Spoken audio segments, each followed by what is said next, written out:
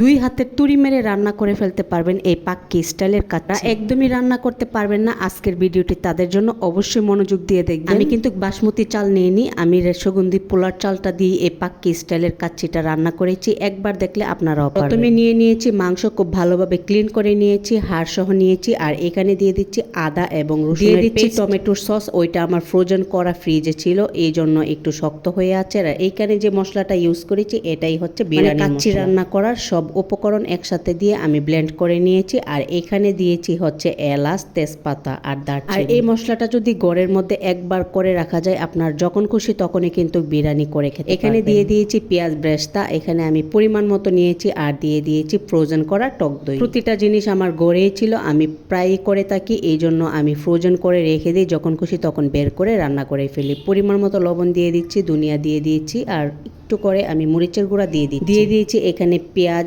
আমি বড় বড় করে কেটে দিয়েছি, কারণ মাংসটা যেহেতু আমি পাক্কি স্টাইলে রান্না করব কাচ্চিটা, সেই জন্য আমি ভালোভাবে সিদ্ধ করে নিই। তো এখন পরিমাণ মতো আমি তেল দিয়ে দিয়েছি। এখন তেল দিয়ে এখানে আমার সস কিছুটা কম মনে হচ্ছে, তো আমি আরও কিছুটা সস দিয়ে এখন ম্যারিনেট করে রেখে দিব কিছুক্ষণ।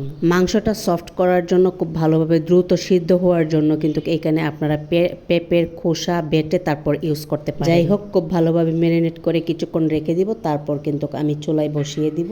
এই তো এখন চুলায় বসিয়ে দিব। আর এদিক দিয়ে আমি রাইসটা সিদ্ধ করে নিব। এর জন্য আমি সুগন্ধি চিনি গুঁড়া চাল নিয়ে নিয়েছি, খুব ভালোভাবে প্রথম অবস্থাতে ক্লিন করে নিয়েছি।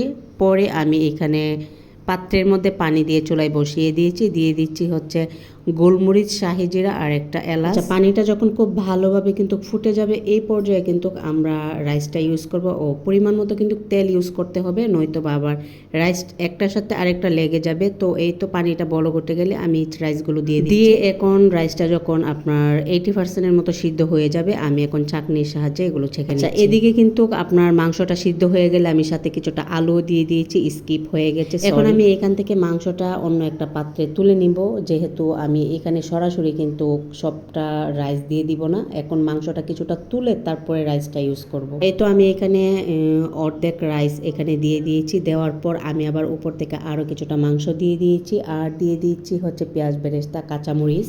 এই তো দিয়ে আমি এখানে উপর দিয়ে আরও কিছুটা রাইস দিয়ে দিব। দেখতেই পাচ্ছেন কতটা সুন্দর এবং ইজি ওয়েতে রান্না করা হয়। একটু কষ্ট হলেও কিন্তু গড়ে রান্না করাই ভালো। এই তো আমি এখন উপরে আরও কিছুটা পেঁয়াজ বেরেস্তা, কাঁচামরিচ এগুলো দিয়ে দিয়েছি। আর দুধের সাথে কিছুটা জর্দার রং দিয়ে এখন আমি উপর থেকে কিছুটা দিয়ে দিচ্ছি কালারের জন্য, জাস্ট, আর কোনো কিছুই না। এখন আমি সিল করে নিব। এই যে ঢাকনা দিয়ে দিয়েছি। এখন আমি একটা আটার ডো বানিয়ে নিব। কাঁচের ঢাকনার যে ছিদ্রটাকে ওইটা কিন্তু অবশ্যই আপনারা বন্ধ করে দিবেন। এই তো আমি এখানে একটা কাঁচামরিচের সাহায্যে বন্ধ করে এখানে এখন আমি আটার ডো দিয়ে সিল করে নিচ্ছি। এই তো ঝটপট তৈরি হয়ে গেল। এই তো এখন আমি আবার দমে রেখে দিচ্ছি প্রায় আধা ঘন্টার মতো। আধা ঘন্টা পরে এই তো দেখতেই পাচ্ছেন কতটা সুন্দর এবং জর্জরা হয়েছে।